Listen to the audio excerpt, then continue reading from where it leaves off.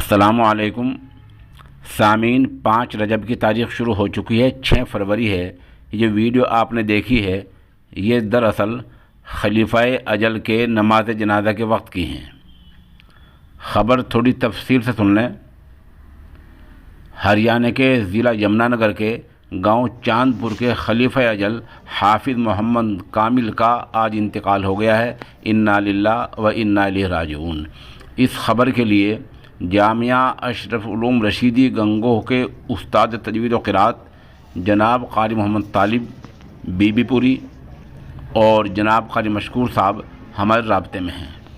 وہ بتا رہے ہیں کہ حافظ محمد کامل کی روح نے آج داعی اجل کو لبیک کہہ دیا ہے۔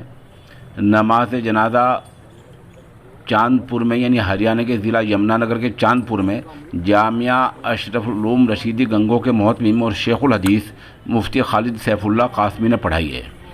تدفین میں خانقاہ بودیہ کے سربراہ اور all India Muslim personal law board کے صدر حضرت پیر جی حافظ حسین احمد قادری سمیت خلق کثیر نے شرکت کی ہے۔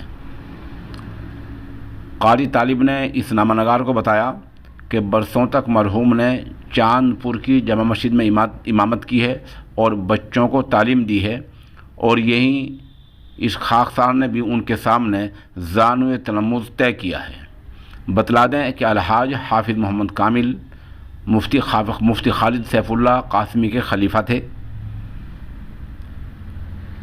قاری طالب نے کہا کہ وہ ناچیز کے استاد رہے ہیں اور وہ بیک وقت معلم اور مربی دونوں تھے۔ چند ویڈیوز اور تصاویر ہم موقع کی پیش کر رہے ہیں۔